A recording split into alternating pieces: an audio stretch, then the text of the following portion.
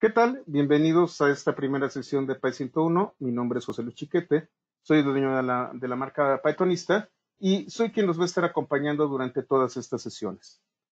Este curso está hecho para personas que no han programado previamente, entonces empezamos con conceptos muy básicos que no vamos a explicar a profundidad, pero que vamos a estar tratando constantemente. Entonces, si ustedes en estas primeras sesiones tienen alguna duda de los conceptos que estamos tratando, cada uno de ellos va a ser reforzado conforme va avanzando nuestro curso. Y bueno, sin mayor preámbulo, vamos a hablar sobre Python.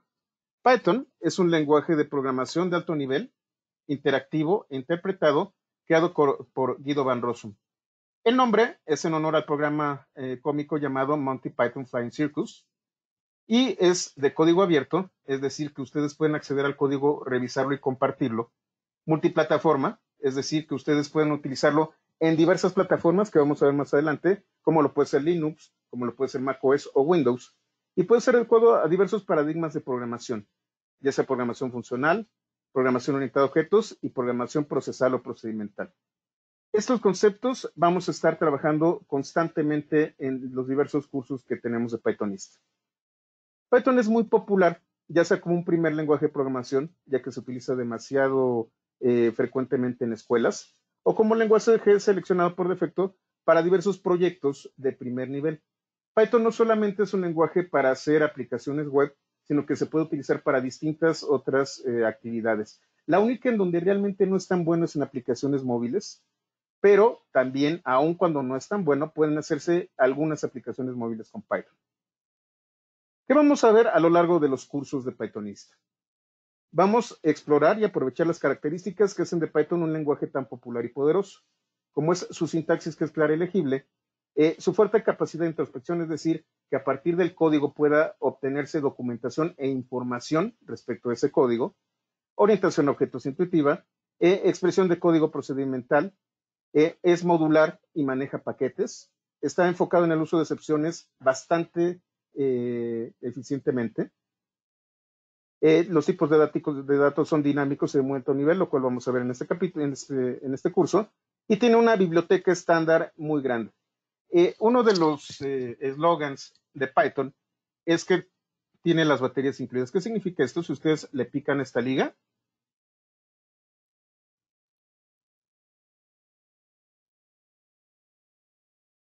van a encontrarse con la biblioteca estándar de Python.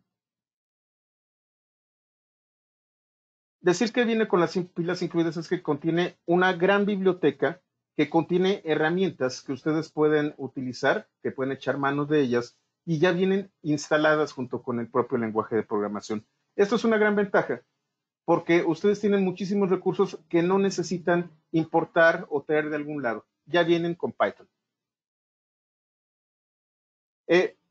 Se pueden generar extensiones y módulos escritos tanto en C, C++, o Java o .NET, inclusive en Fortran, cuando veamos nosotros el tema de NumPy. Y se puede integrar dentro de las aplicaciones como una interfaz de scripting. Vamos a estar hablando mucho sobre los scripts de Python. Ayer hay cierto tipo de herramientas como puede ser Blender. Blender es una herramienta de animación y de postproducción digital, pero además para automatizar cierto tipo de actividades utiliza Python y interactúa bastante bien. ¿Qué aplicaciones vamos a encontrar?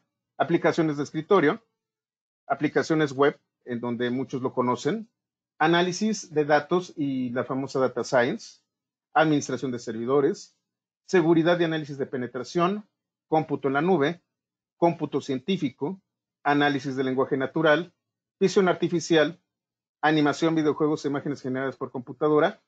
Aplicaciones móviles, como les comentaba, no es tan bueno, pero sí ustedes pueden generar aplicaciones móviles con Python. Internet de las cosas, en donde está volviéndose también muy popular, y DevOps. Ahora, vamos a hablar sobre las distintas versiones de Python.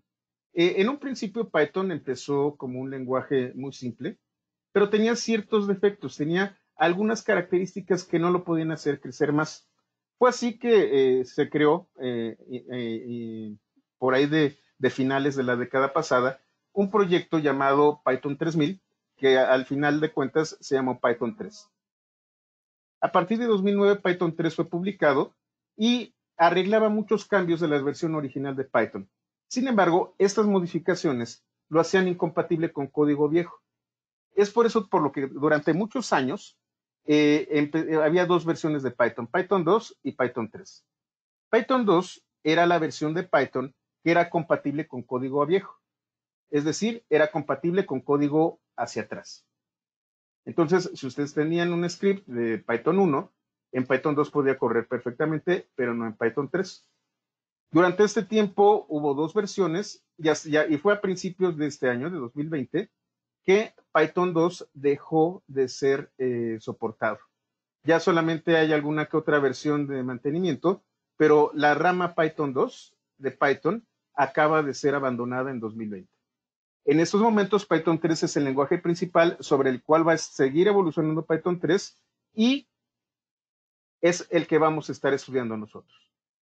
Sin embargo, en este curso, como estamos hablando de que, bueno, vamos a conocer Python, muchos de los apuntes incluyen algunas comparaciones básicas entre Python 2 y Python 3. Aun cuando nuestro curso es de Python 3, vamos a ver algunas características muy particulares de Python 2 únicamente como un breviario cultural. Las implementaciones de Python es como algunas organizaciones, algunos proyectos han optado por implementar Python en alguna plataforma en particular. Nosotros vamos a utilizar Python tradicional o CPython. Es lo que ustedes van a encontrar en el sitio de Python que está en python.org.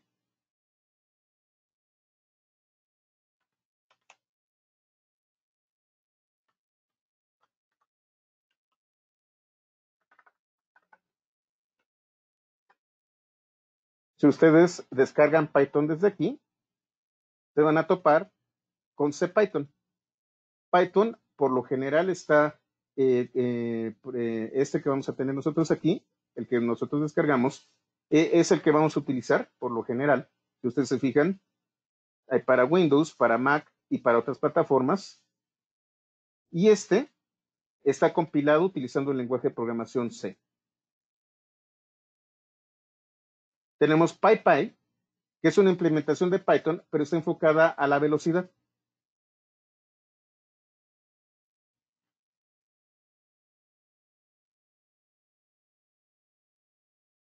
Tenemos Jython,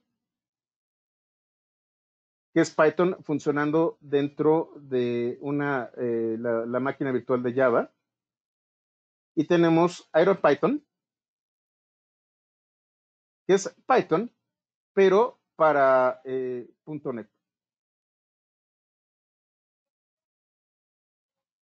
Tenemos también MicroPython. Este es muy interesante porque es una implementación del shell de Python, pero para una plataforma de Internet de las cosas. Entonces, en lugar de, como sucede con Arduino, en donde programamos con una variante de C, o como sucede con algunos otros procesadores, como otro que es el SPC 32, que puede manejar Lua o JavaScript, este microprocesador utiliza Python y se conoce como MicroPython. Hay varias implementaciones, pero estas son las más importantes. Ahora, también existe lo que se conoce como una distribución de Python. Tenemos el Python tradicional, el que nosotros podemos descargar del sitio oficial, o puede haber cierto tipo de herramientas que utilizan Python como herramienta central, pero lo extienden. Estas son las distribuciones de Python y en este momento estamos utilizando nosotros Anaconda para poder utilizar esto que son las notebooks de Python, que vamos a ver posteriormente el concepto de notebook. Y aquí podemos ver todas las distribuciones. Tal como comentaba, Anaconda es solo una de tantas distribuciones de Python.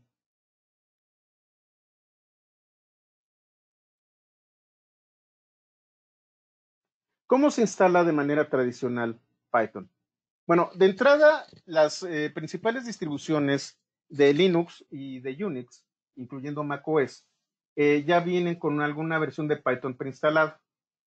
Anteriormente era Python 2 lo que traían preinstalado, todavía algunas distribuciones viejitas de Linux y de macOS tienen Python 2, pero ya están evolucionando y ya están dejando de lado Python 2 y se van a encontrar constantemente que los sistemas operativos basados en GNU Linux y macOS están utilizando alguna versión y están evolucionando a Python 3.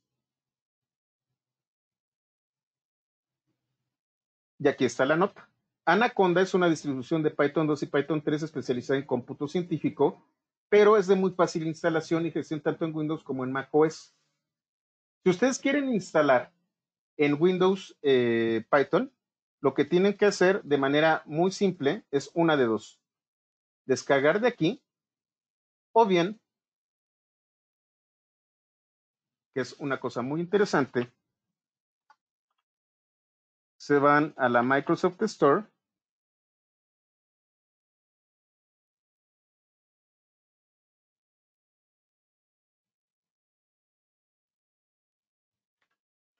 buscan Python, y van a tener Python 3.7 y 3.8. Python 3.8 es la versión más reciente al momento de grabar este video. Simplemente seleccionan e instalar. En este caso yo ya la tengo instalada. Y lo que van a tener ustedes en Windows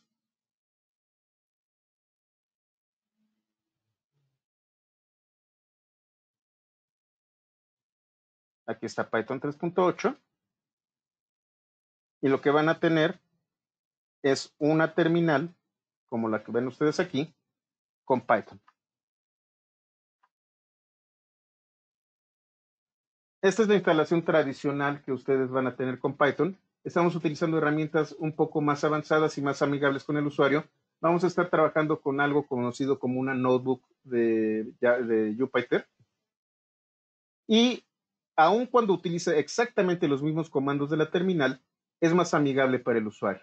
De todas formas, cualquier comando que yo ingrese en el intérprete de Python funciona de forma igual en una notebook de Jupyter. Ahora, vamos a hablar un poco de los lenguajes de programación. Este es un curso totalmente introductorio, entonces vamos a ver qué es un lenguaje de programación. Un lenguaje, en general, es un conjunto de cadenas, es decir, una secuencia o un conjunto de símbolos con los que se puede crear un mensaje. De ese modo, los mensajes son transmitidos de un emisor a un receptor. El emisor y el receptor deben de conocer el lenguaje, deben de saber interpretarlo. Y aun cuando en la naturaleza se pueden identificar ciertos lenguajes, los seres humanos hemos desarrollado lenguajes de diversos tipos y gran complejidad que se conocen como idiomas inclusive. Los lenguajes están en la naturaleza y también en los seres humanos y tenemos lenguajes artificiales. Los lenguajes, sean naturales o artificiales, constan principalmente de gramática, la cual trata sobre la construcción del lenguaje, y la semántica, la cual trata sobre el significado del lenguaje en un contexto. Esto nos permite a nosotros como seres humanos, inclusive hablar de utilizarlo como sarcasmo o como algún tipo de figura de lenguaje, las hipálages, los ¿cómo se llama? Aforismos, etcétera, etcétera. Pero esto es algo humano. Cuando nosotros hablamos de lenguajes de programación, hablamos de estructuras simplificadas de lenguaje, con una serie de símbolos que están muy restringidos y que pueden ser procesados de manera eficiente por una computadora. Es aquí en donde el tema de inteligencia artificial es un poco relativo. Aun cuando Python puede hacer análisis de lenguaje natural, Python, como lenguaje de programación, utiliza una serie de instrucciones básicas con las que nosotros podemos realizar ciertas acciones en particular. Ahora bien, la gramática consta de morfología y sintaxis. Morfología es cómo se construyen las notaciones. Géneros, tiempos, declinaciones, conjugaciones, usos, inflexiones, etcétera, etcétera, etcétera, etcétera. En el caso de los lenguajes de programación, esto es mucho más rígido. Nosotros tenemos una serie de símbolos que se van a utilizar y no vamos a estar haciendo declinaciones ni vamos a hacer cosas por el estilo, simple y sencillamente lo vamos a utilizar de manera simplificada. Lo que sí existe es una sintaxis, que es el conjunto de reglas que nos definen cómo se debe describir una notación. el orden, la estructura y sobre todo la continuidad de ciertas instrucciones. Durante el siglo XX, científicos como Alan Turing y Alonzo Church fundaron las bases del cómputo. Cómputo y cálculo son sinónimos cuando hablamos nosotros de sus raíces, ¿cómo se llama? Gramaticales. Una computadora y una calculadora son lo mismo. Computar y calcular son sinónimos. Una computadora es una gran calculadora. ¿Qué es lo que hace? Utiliza ciertas reglas matemáticas para poder ser procesada. Los lenguajes de programación, a diferencia de los lenguajes humanos, tienen una morfología rígida y simplificada con el fin de ejecutar instrucciones específicas en los sistemas de cómputo. ¿Qué es lo que estamos haciendo? Utilizar las matemáticas y las matemáticas aplicadas como lo que son otro lenguaje, otra serie de símbolos para realizar algunas operaciones complejas. Esto es muy importante porque muchas personas piensan que todo puede ser solucionado a través de una computadora. Existen ciertos problemas, que de hecho Alan Turing y Alonzo Church hicieron toda una tesis al respecto, sobre lo que es computable y lo que no es computable. No vamos a entrar en demasiados detalles, pero es muy recomendable que investiguen al respecto. No todos los problemas pueden ser calculados o computados. Ahora, a partir de estas ideas, se crearon los lenguajes de programación y existen varios tipos de lenguaje. De hecho, existen cientos de lenguajes de programación. Hay decenas de lenguajes de programación. Seguramente han escuchado de JavaScript, de Java, han escuchado de C o de C++, de C# y obviamente de Python.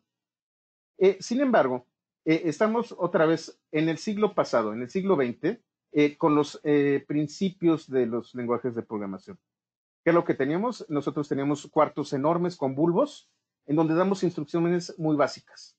Esto fue evolucionando, entonces tenemos otra vez un cuarto, pero con transistores, en donde seguimos dando instrucciones muy básicas y estamos utilizando tarjetas perforadas e impresoras para poder comunicarnos con la computadora. Seguimos evolucionando y evolucionando, y entonces, mientras más complejos se vuelven los sistemas, más fáciles para el ser humano son programables. Los lenguajes de bajo nivel son lenguajes que se comunican con la computadora de manera directa. Si ustedes utilizan un procesador Intel o un procesador ARM en sus dispositivos móviles, lo que ustedes están haciendo es mandar una serie de instrucciones al procesador.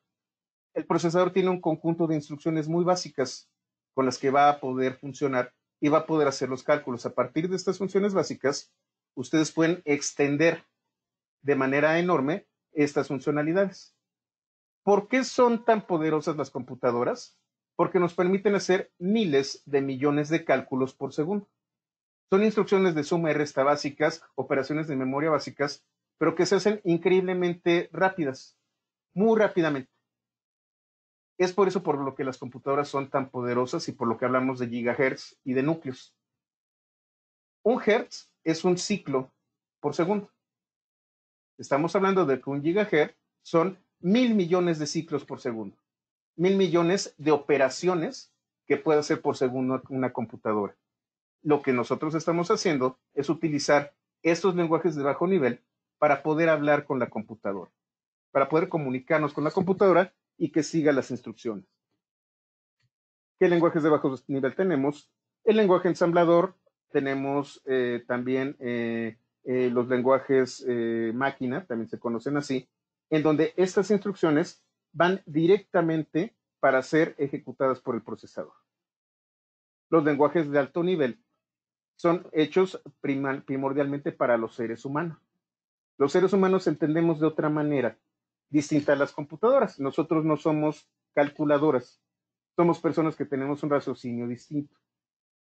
Conforme va evolucionando el uso del cómputo, tenemos nosotros lenguajes como sucede con C, como sucede con Java, JavaScript y Python, en donde están más cercanos al ser humano y estas instrucciones tienen que ser pasadas a la computadora de algún modo. ¿Cómo se pasan estas instrucciones de alto nivel a una computadora que solamente entiende lenguajes de bajo nivel? Hay dos maneras: los lenguajes compilados y los lenguajes interpretados. Un compilador es un traductor en donde yo tengo un código de alto nivel que es pasado al compilador y si no hay ningún error, el resultado va a ser un binario, un ejecutable. Seguramente si ustedes han utilizado Windows, han escuchado de los famosos DLLs o de los .exe. Esos son archivos binarios ejecutables. Esos archivos primero fueron código de alto nivel, fueron compilados, traducidos a bajo nivel y se crea un archivo con este código binario de bajo nivel que puede ser procesado por la computadora. Tenemos lenguajes compilados, como sucede con C, con Objective-C, con Java, de cierta manera, para la JVM, y Fortran, por ejemplo, muchos lenguajes que necesitan ser compilados. No son mandados directamente, sino que son traducidos por completo y se genera un binario que es el que realmente va a ser corrido y al que se le van a enviar las instrucciones a la computadora. Ahora, existe otro tipo de lenguaje, los lenguajes interpretados. Estos lenguajes lo que hacen es, tienen una instrucción y esta instrucción es interpretada y ejecutada al momento. Es decir, nosotros tenemos, en lugar de un compilador, tenemos un intérprete. El intérprete es el encargado de mandar las instrucciones una vez que recibe la instrucción en alto nivel a una computadora. Y entonces tenemos lenguajes como JavaScript, como sucede con Python, como puede ser Ruby, que son lenguajes interpretados, que tan pronto como encuentran una instrucción que es correcta, esa instrucción es ejecutada. No hay binarios, hay scripts de intérpretes que pueden ser interpretados. Como ustedes pueden ver, Python es un lenguaje interpretado de alto nivel. Ahora bien, ¿cómo puedo yo ejecutar las instrucciones? Y es ahí en donde Python presenta dos entornos. Un entorno interactivo y lo que se conoce como scripts o guiones. El entorno interactivo, que también lo van a encontrar como shell, se ejecuta desde una terminal de texto. Otra vez la voy a abrir para que ustedes la puedan ver.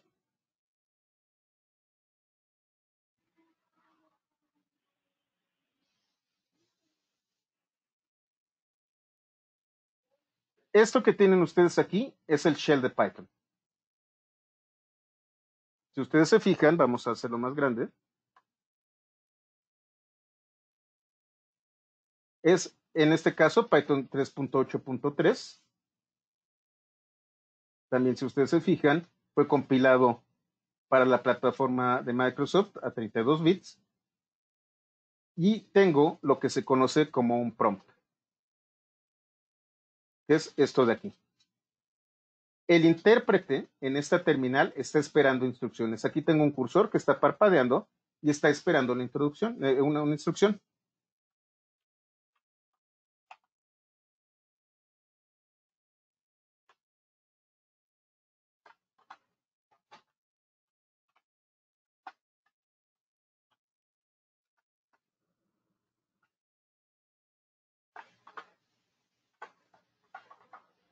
Esta es una instrucción.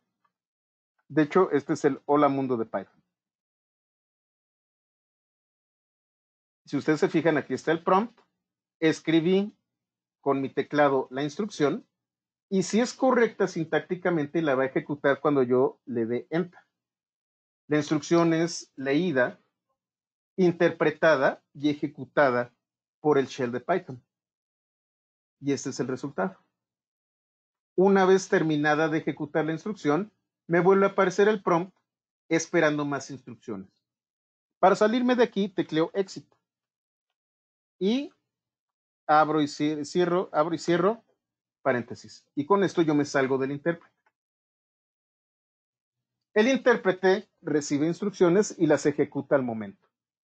¿Cómo accedo a él en otros lenguajes, en otras plataformas? Bueno, en este caso, yo lo llamé directamente desde aquí. ¿Cómo lo hago yo? utilizando un entorno como Linux o como macOS. En este caso yo tengo instalada una terminal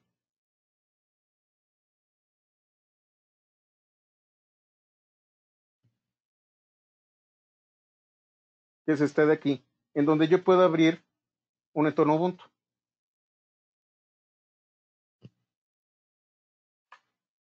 Tecleo Python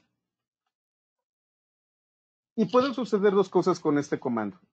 Si tengo una versión vieja de sistema operativo, lo que voy a tener es Python 2. Si tengo una versión más moderna de sistema operativo, voy a tener Python. Quizá no tan actualizado como el que tengo ahorita en mi entorno de Windows, pero sí Python 3. Y ocurre exactamente lo mismo. Dentro de la terminal se abre el intérprete. Me salgo y en este caso la terminal continúa funcionando.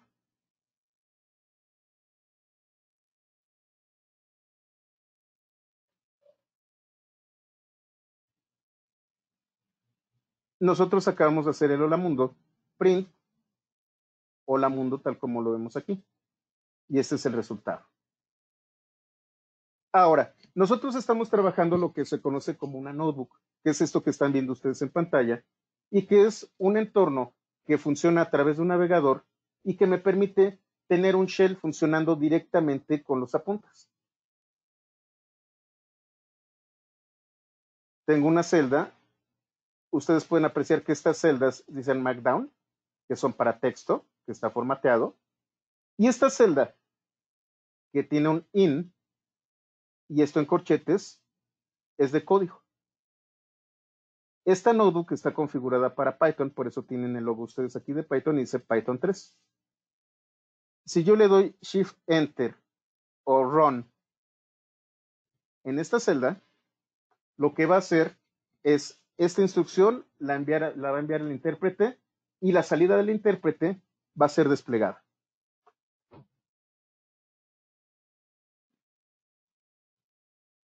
Esto es mucho más amigable que tener que abrir una terminal y sobre todo esta interfaz puede funcionar en múltiples plataformas.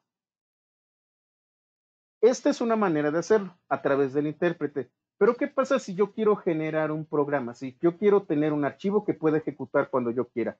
Eso es un script o un guión. Y nosotros vamos a tener el script Hola Mundo aquí en SRC.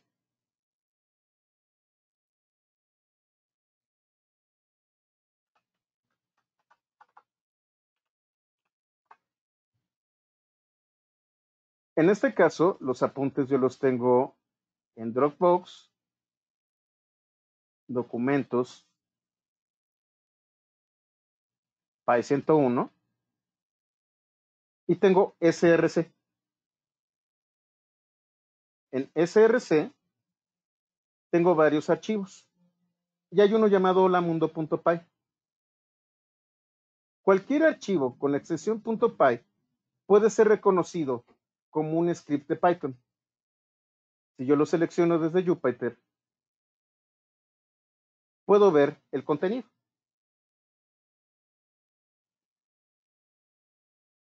Más adelante vamos a ver qué es esto, pero lo importante es el código.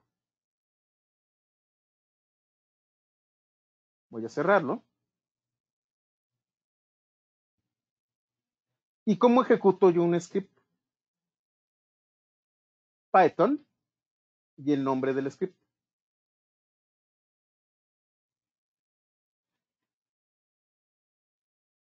Entonces vamos a hacerlo desde Windows. En este caso voy a abrir el PowerShell.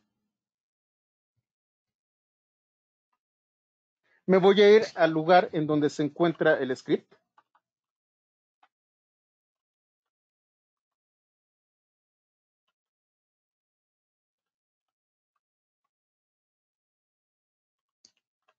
SRC. Ahí es en donde se encuentra el script. Aquí tengo holamundo.py y lo voy a ejecutar. Python holamundo.py.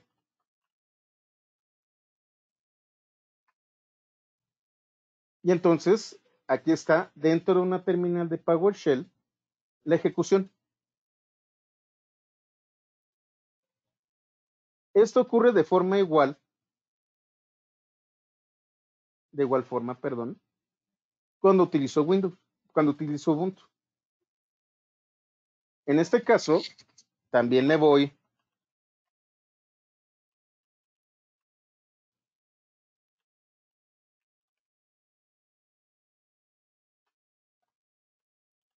a esta URL, esta ruta. Otra vez, me faltó src, Python, holamundo.py. Y lo ejecuta. ¿Qué es lo que está ocurriendo aquí? El intérprete va a leer el archivo y va a ejecutarlo de principio a fin, instrucción por instrucción.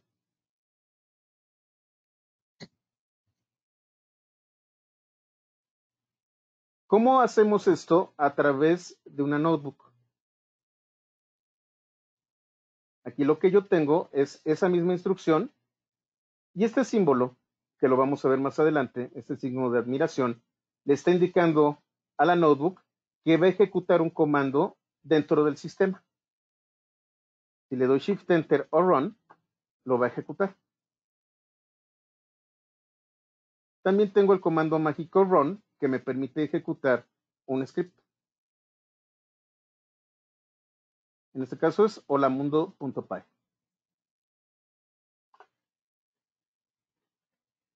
En todos los casos, yo estoy utilizando un intérprete y este intérprete va a ejecutar el script línea por línea. Ahora bien, en el caso de Windows, la extensión .py ya está relacionada.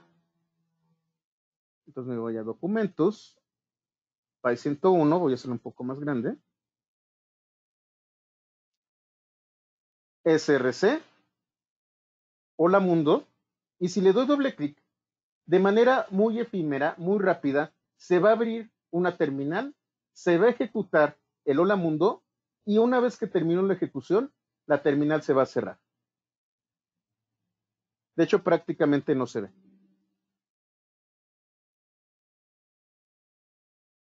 Vamos a hacer que esto se vea, y entonces vamos a hablar de otro script que es holamundo2.py.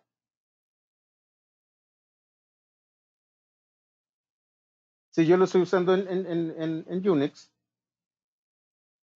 entonces vamos a tener dentro del script esta instrucción, que es lo que nosotros vimos. Vamos a abrirlo, holamundo.py, y esta instrucción es para sistemas Unix y Linux.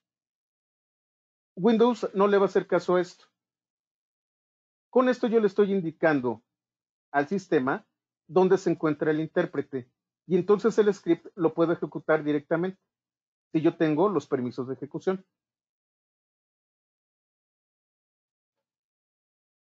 Estoy aquí utilizando Ubuntu, estoy en src. Voy a utilizar una instrucción de Python, de Linux. No es necesario que la conozcan. Cat me permite ver el contenido de algo. Y ahí está. Este es el código y esta es la primera línea que me está diciendo qué es lo que voy a utilizar. Aquí le estoy diciendo que busque el intérprete de Python. Para que yo pueda ejecutarlo así en Unix, tengo que darle lo que se conoce como permisos de ejecución.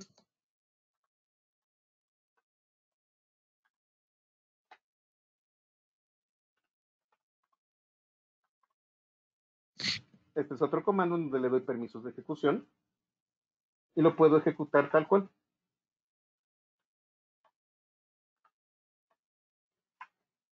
Ya no necesito llamar al intérprete porque le estoy indicando al sistema dónde se encuentra el intérprete, y esto es un script que puedo utilizar de esta manera. Esto no lo hace Windows. Lo que hace Windows es ligar la extensión y al darle doble clic se ejecuta el intérprete.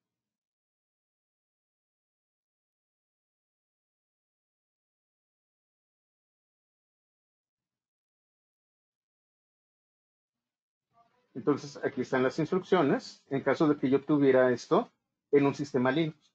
Como estoy trabajando en Windows, estas no las voy a ejecutar.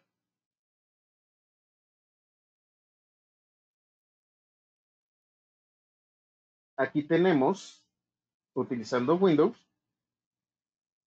le estoy diciendo que ejecute src o lamundo.py. Aquí no necesito yo dar permisos. La extensión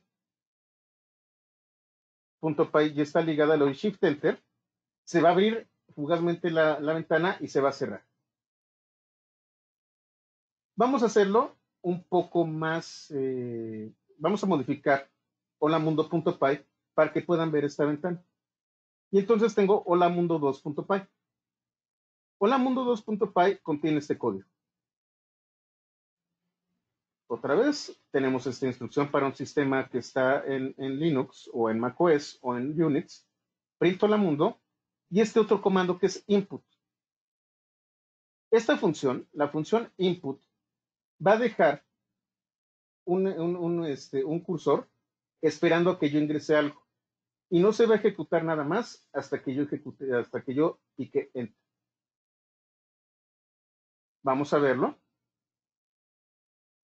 Aquí lo voy a ejecutar directamente dentro de la notebook. Y entonces input lo que va a hacer es abrir esta ventana y yo puedo escribir cualquier cosa. Si ustedes se fijan, aquí hay un asterisco, significa que está en ejecución. Esta celda se está ejecutando. Y cuando yo le doy enter, regresa lo que yo ingresé y deja de estar en ejecución y le da un número consecutivo a la ejecución dentro de la node. ¿Qué pasa si hago yo esto desde una terminal? Utilizando PowerShell.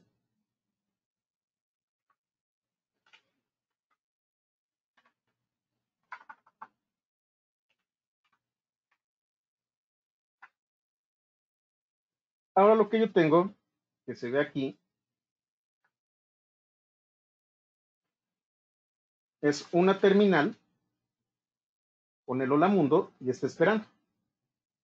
Yo puedo escribir cualquier cosa y le doy enter y tan pronto como le doy enter va a terminar la ejecución del script. El intérprete ya no tiene nada que hacer y se va a cerrar esta ventana.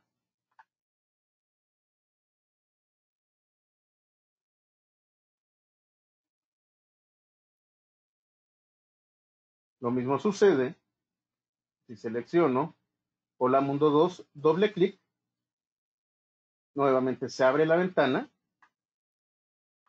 y hasta que le doy enter termina la ejecución.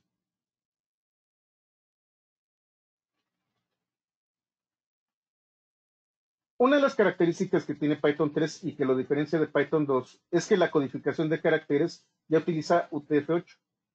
UTF-8 es un estándar para el uso de diversos caracteres, no necesariamente occidentales. En un principio teníamos lo que se conoce como código ASCII, que únicamente manejaba algunos caracteres del idioma inglés. No había ñes, no había con acento, no había diéresis, no había tildes. Y en Python 3 esto cambió. UTF-8 es un estándar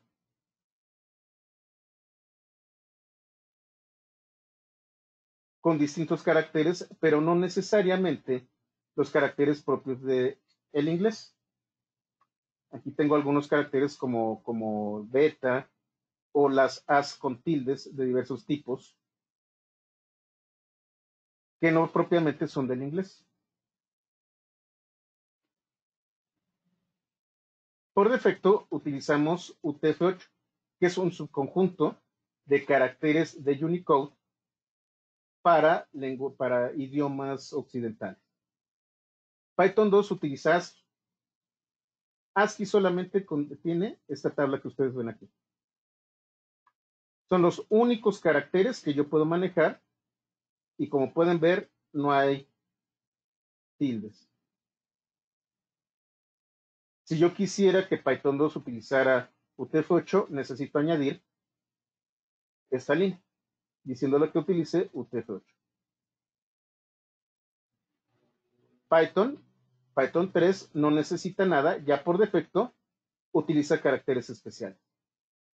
Ahora bien, además del intérprete, yo puedo utilizar otras herramientas para poder trabajar con los programas de Python. Como les he comentado reiteradamente, vamos a estar trabajando con una notebook de Jupyter. Pero lo más común es que nosotros utilizamos un entorno de desarrollo integrado o IDE. ¿Qué es un IDE? Es un conjunto de herramientas e interfaces que facilitan la programación y que están integrados por algunos de los siguientes elementos. Un editor de texto, un depurador, que sirve para definir algunos trozos de código que voy a poder analizar y ver si el resultado es correcto conforme se va ejecutando el programa. Un compilador en caso de que sea necesario. En este caso nosotros tenemos un intérprete. Una interfaz de ejecución en donde vamos a ver el resultado del programa. Un gestor de componentes. Actualmente es muy difícil que una aplicación sea de un solo script. Puede tener decenas de scripts o de módulos que yo voy a utilizar. Y un control de versiones. El control de versiones me permite evolucionar de manera ordenada y sobre todo segura el desarrollo del código. Posteriormente, en cursos más avanzados, vamos a hablar de ciclo de desarrollo de software y vamos a hablar mucho de control de versión. En este caso, existen muchos IDEs de los que son compatibles con Python, pero hay uno en particular llamado idle, que es el que viene con Python. Voy a buscar idle.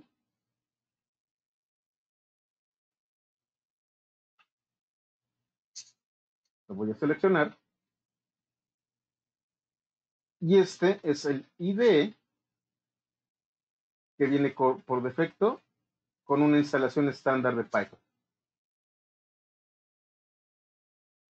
en donde yo puedo guardar los scripts, tengo el depurador, tengo un shell, en donde puedo ver los resultados, y tengo herramientas básicas de edición. Ahora, idle es muy básico. Eclipse, Xcode, Visual Studio Code, NetBeans, Atom, Sublime Text, Komodo, inclusive Vim y Emacs, son compatibles con Python. Reconocen la sintaxis e inclusive pueden colorear o se conocen como linters. Pueden utilizar linters para darle sugerencias sobre buenas prácticas en el código. PyCharm, WinID, NinjaIDE y SpiderIDE son IDEs especializados en Python. Eclipse, Xcode, Visual Studio Code, NetBeans, Atom, Sublime Text, todos estos, hasta Emacs, son IDEs que soportan diversos lenguajes de programación. Se les pueden colocar plugins o extensiones y entonces ustedes pueden utilizar Python. PyCharm, WinID, NinjaID y SpiderID son IDEs especializados en Python. Anaconda, la distribución que estamos utilizando, ya viene con SpiderID.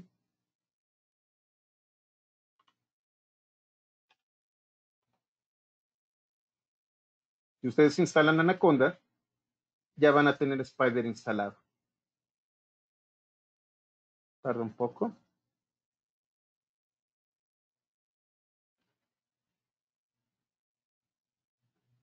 Y lo que van a tener es esto. Tienen un editor de texto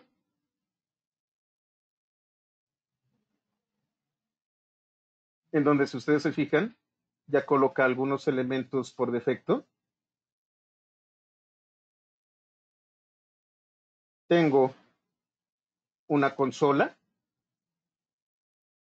y yo puedo utilizar ciertos elementos para el depurador.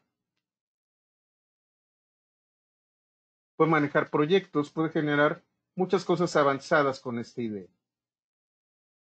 Los IDEs pueden ser muy complejos o ustedes sin ningún problema pueden utilizar un simple editor de texto. Obviamente los IDE tienen muchas ventajas, como pueden apreciar, pero no son vitales. Hago referencia a los IDE porque sí se van a utilizar cuando ustedes programen, pero en este curso en particular vamos a utilizar las notebooks que nos permiten tener apuntes y poder ejecutar código. Y ya por último les voy a hablar rápidamente de la comunidad de Python. La comunidad de Python es todo el conjunto de programadores, de hecho incluyéndonos a nosotros, que podemos trabajar y colaborar para mejorar el lenguaje. Como comentaba anteriormente, Guido Van Rossum era el líder del proyecto Python, recientemente se retiró, y Python, su desarrollo está dirigido por una comunidad. A diferencia de otros lenguajes de programación, como sucede con Java o Objective-C, que los dueños del lenguaje son una corporación, Python es un lenguaje de comunidad. Cualquiera que esté interesado en el lenguaje puede aportar. Es una comunidad muy fuerte. A las personas que dominan el lenguaje de programación se les conoce como Pythonistas, por eso este proyecto se llama Pythonista. Y es una comunidad muy activa y muy participativa, a veces un poco confusa y complicada, y a veces obviamente hay algunos conflictos, pero por lo general es una comunidad bastante amigable y proactiva.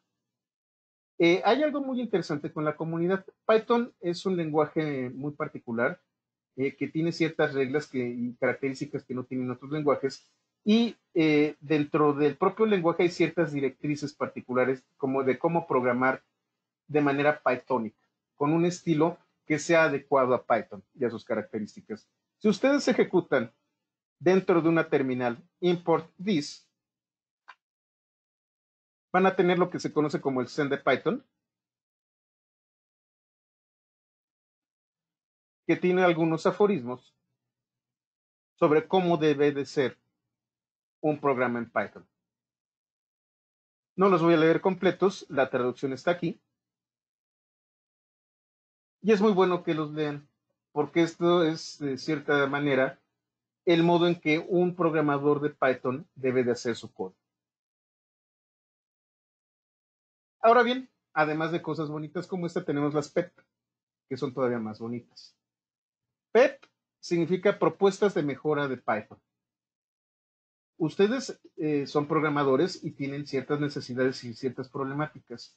Seguramente alguien más a lo largo de los años se ha de haber topado con esta problemática y seguramente la solucionó de algún modo. Lo que son las PEP son propuestas para la comunidad de cómo mejorar a Python como lenguaje. Cualquier persona, incluyéndonos a nosotros, puede participar y no solo como un usuario o como un lector de las propuestas, sino que alguien que pudiera contribuir a una nueva propuesta. Las PEP están en python.org, /dev/peps.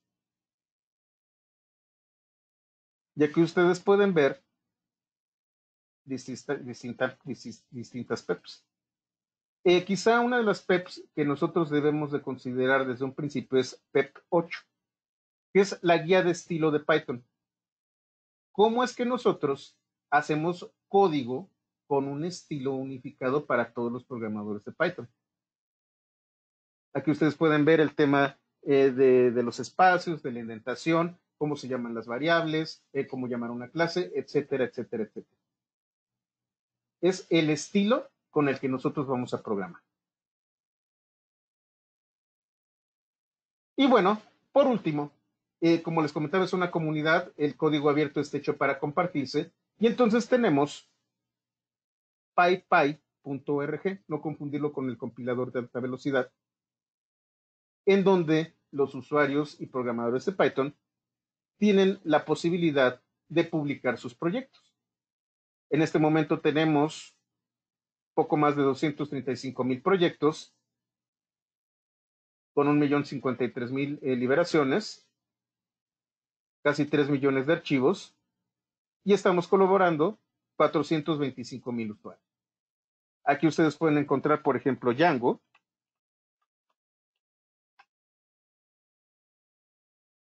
Flask, y muchos proyectos de los que ustedes pueden echar mano. Este curso tiene como objetivo acceder a ellos y en capítulos posteriores vamos a ver cómo nosotros podemos acceder a toda esta biblioteca que no está instalada dentro de una instalación normal de Python, pero que podemos utilizar y que podemos crear proyectos nuevos a partir de cada uno de estos recursos.